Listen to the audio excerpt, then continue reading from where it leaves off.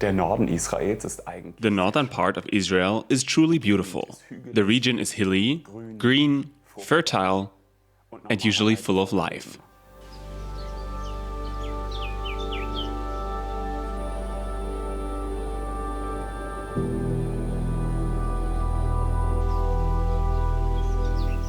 Jetzt allerdings, im Schatten des Gazakriegs. However, in the shadow of the Gaza war in the south, the north now feels like a ghost town.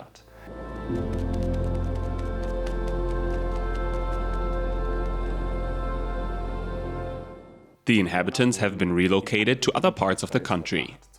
Many now live near the Sea of Galilee, for example. They wait to see whether war will break out in the north or if they will be able to return to their homes and resume their lives.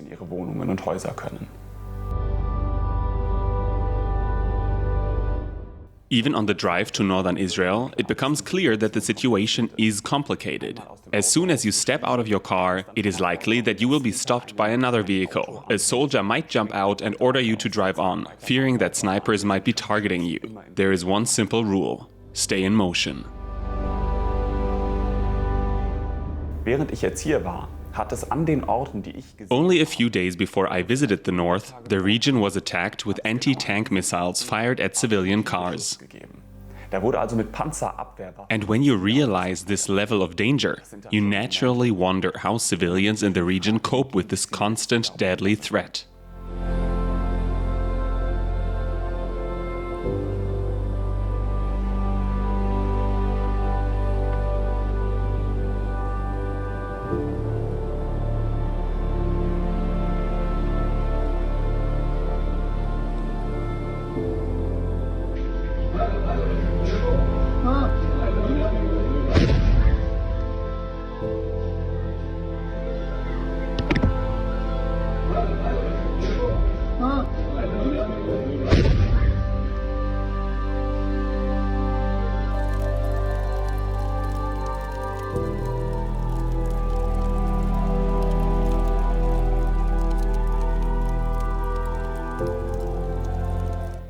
A father, who was traveling by car with his two children while doing some grocery shopping for Shabbat dinner, stopped at a restaurant to pick up some food.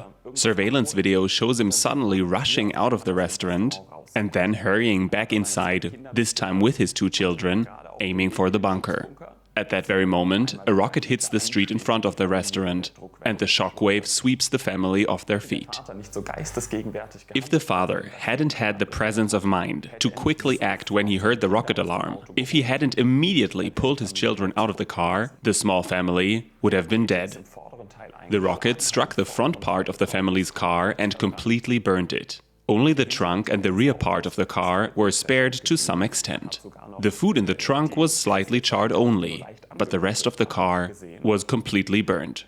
The restaurant itself also suffered extensive damage, as did another parked car, which was completely displaced forward by the blast wave.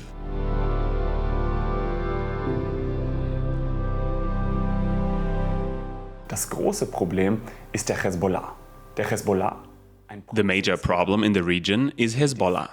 Hezbollah, a proxy of the Islamic Republic of Iran, possesses around 150,000 rockets, all aimed at Israel.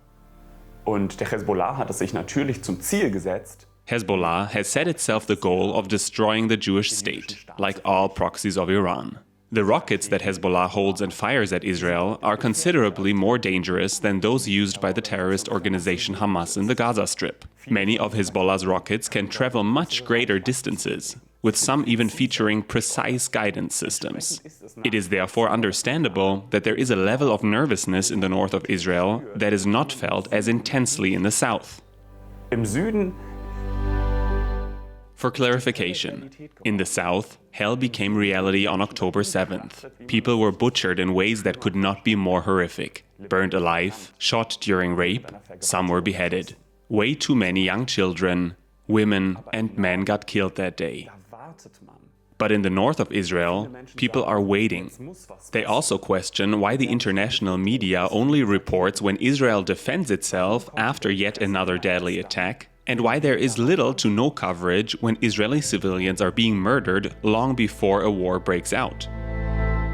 Bevor im Norden Israels wieder eine echte Normalität herrscht, Before true normalcy can return to northern Israel, it seems necessary to deal with Hezbollah. However, this could result in a war on two fronts, one in Gaza and another on the Lebanese border. This might be a challenging situation for the Israeli army. So far, Hezbollah has only fired deadly rockets and has not yet crossed the border with fighters. Hezbollah has only made limited use of its large arsenal of rockets and drones. They have not yet launched an all-out war.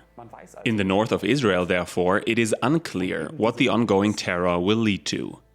And it is precisely this feeling of uncertainty that causes unimaginable stress to Israel's civilian population. How the situation in northern Israel develops also depends on the pressure exerted by the international community to set limits on Hezbollah, so that the terror militia can no longer carry out its deadly attacks. This is necessary to ensure that the border is respected and to prevent Israeli and Lebanese civilians from losing their lives in yet another war.